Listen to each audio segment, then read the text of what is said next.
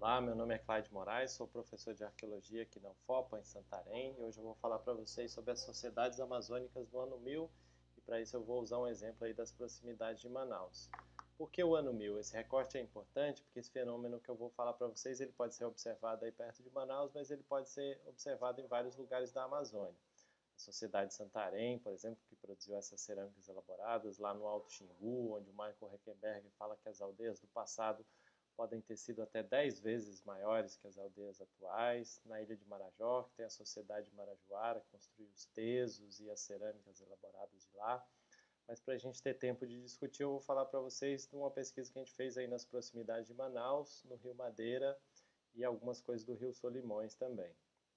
Nessas duas áreas, no Rio Madeira e nas proximidades de Manaus, a gente vai chamar os fenômenos que a gente está discutindo aí de fase paredão e fase axinim. Isso não quer dizer que existe um povo que se chamava paredão e um povo que se chamava axinim. Esses são nomes que nós arqueólogos damos para falar das coisas que a gente estuda para facilitar a classificação. Mas isso que eu estou chamando de paredão, fase paredão, aconteceu mais ou menos nas imediações desse círculo amarelo aí, e o que eu estou chamando de axinim aconteceu mais ou menos nas imediações desse círculo verde, aí justamente nas porções das proximidades de Manaus, Rio Negro, Rio Solimões e Rio Amazonas e Rio Madeira.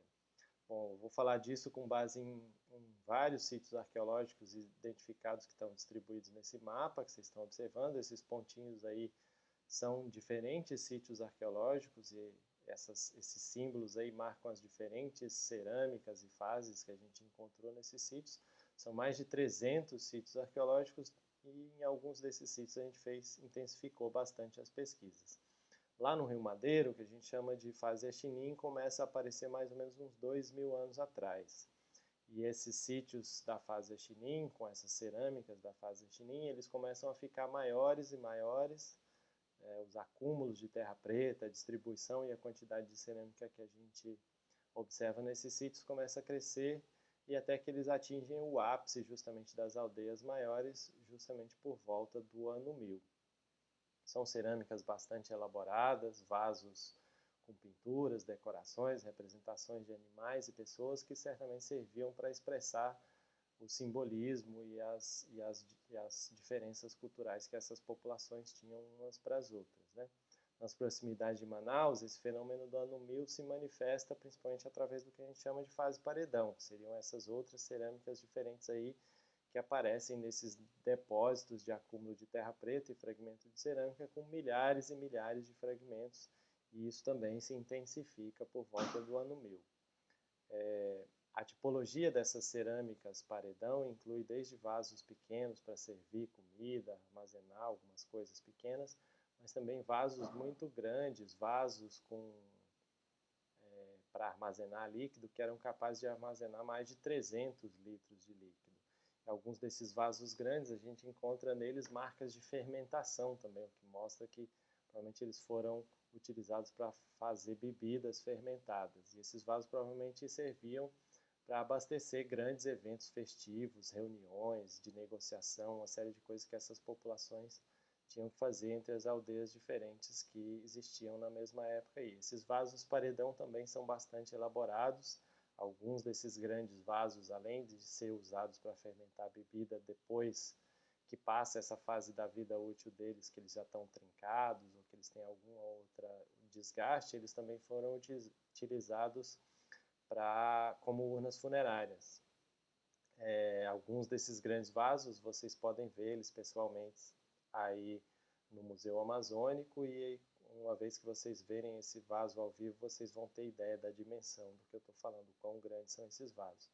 Apesar de grandes, muitos desses vasos eles têm decorações, né, motivos pintados ou incisos extremamente sutis, extremamente finos e precisos, o que quer dizer que duas coisas, que essas populações eram ceramistas muito sofisticados e que esses vasos, apesar de muito grandes e para processar bebida, eles também tinham uma importância para ser vistos. Então isso reforça a ideia de que provavelmente eles fazem parte de eventos importantes que essas populações promoviam.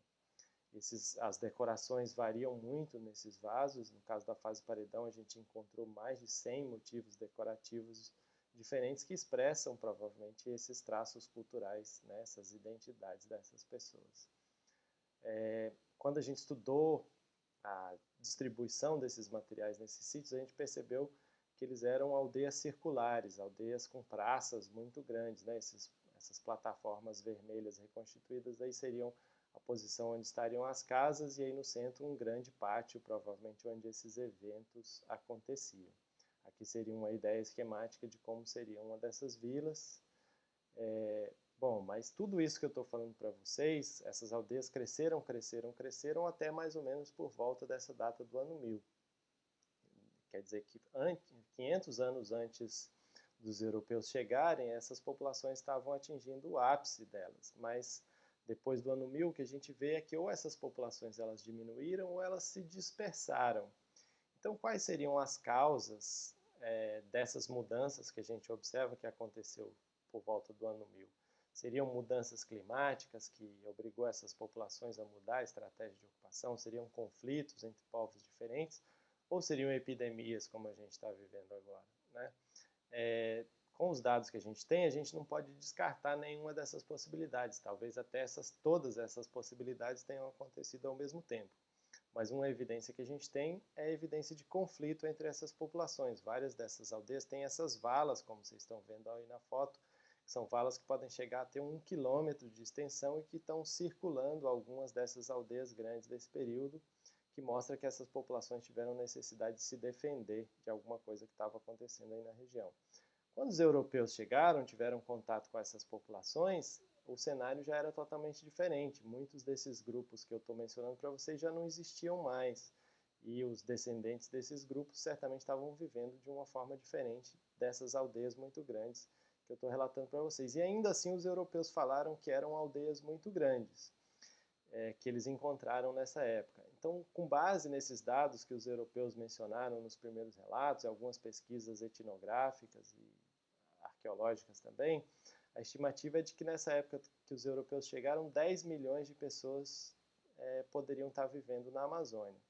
E o que nós arqueólogos estamos observando é que se 10 milhões de pessoas viveram na Amazônia por volta da época que os europeus chegaram, por volta do ano 1000, provavelmente esse número era muito maior, né? Isso quer dizer que muito mais de 10 milhões de pessoas viveram na Amazônia por volta do ano 1000. E o que esses povos deixaram para nós, essa quantidade tão grande de pessoas deixaram para nós como legado dessa passagem deles pela Amazônia?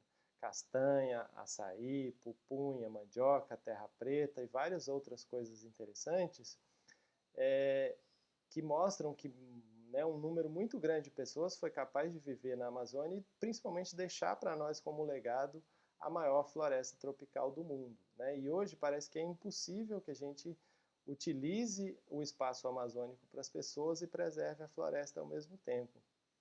Então, será que essas pessoas do passado têm algo a nos ensinar para pensar o que vai ser o futuro? Ou será que nós vamos continuar com a ideia de deixar como legado para as nossas próprias próximas gerações só uma paisagem bastante diferente dessa Amazônia rica e exuberante que a gente está percebendo? Tá bom? Um abraço para vocês, obrigado.